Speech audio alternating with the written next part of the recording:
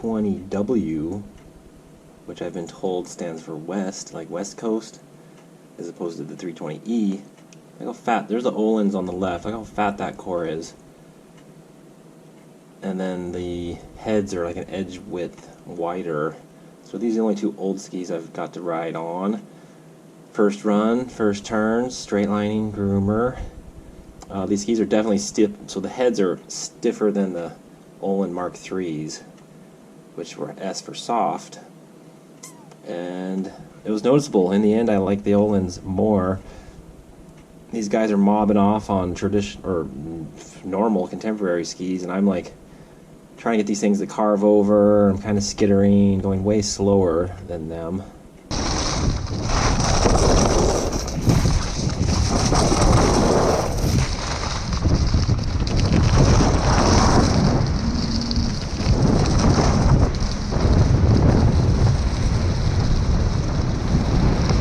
The wind was really ripping out of the south today, so but it's still dust on crust. So look at this little pow, but then it's ice, ice, ice.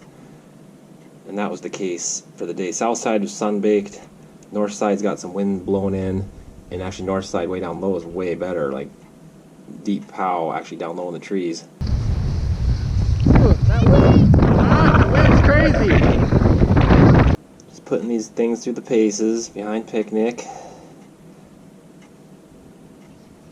So there's 200 cm, or 198 I think, but that stiffness was noticeable. Like they weren't quite as forgiving, you know, smashing through the bumps. Can't see them flailing around a little bit. Ah, know what it is though?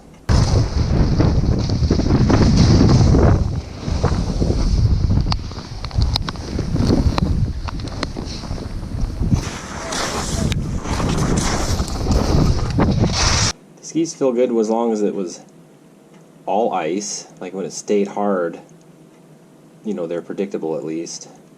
But they're definitely less predictable than the Olin's. And these, the base has like there's a long channel or a groove down the middle of the base, which I'm not sure what it was intended to do, but in my head the skis felt less floaty. You know, you couldn't really drift them sideways as much, and that might be my imagination or the stiffness or the snow on the day. You know, there's so many variables, it's hard to keep track if this were true science. So pushing turns down the trees, you can hear the ice.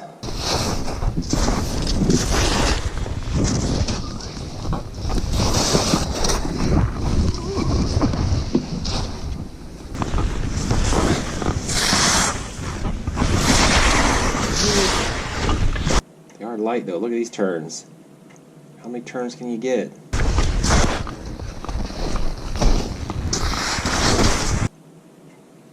This is my first time northwest passage in the year. It's a fun little change of pace from going out the other way all the time.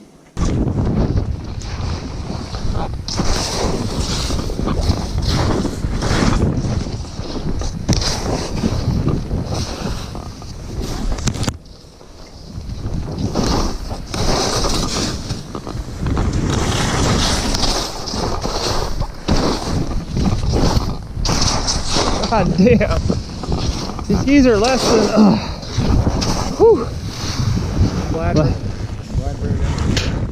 These skis are a challenge. These guys are all doing pretty good. Billy goating.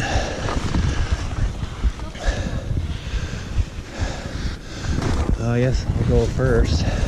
Or you go for it. I don't care. Go for it.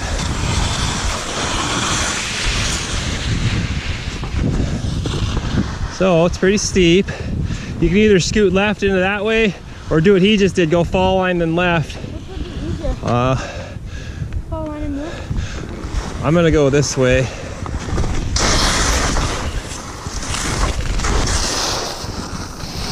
That was pretty easy. Holy shit. That's tricky. Oh my God.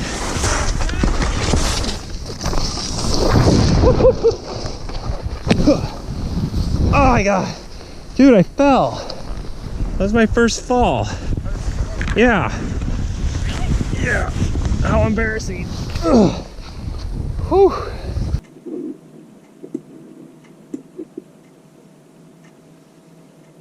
So the skis are fun enough. I mean, in the right conditions. I mean, any ski's fun in the right conditions. I did feel like I was getting bucked around a bit on these. I was thinking the Olins would have felt better in a lot of cases. And they just I might just get on them here. I should get on the same day, you know, technically you'd be doing the exact same day. Same conditions to get true scientific data.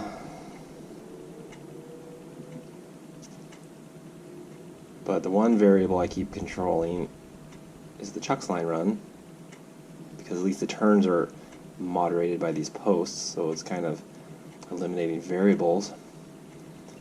This is very similar conditions to when I got the Olins down this line, and these are just noticeably less pleasurable. The front ends kind of wanted to, if you watch those front ends, they keep kind of bouncing around. And I'm putting all my might into just bringing the skis around.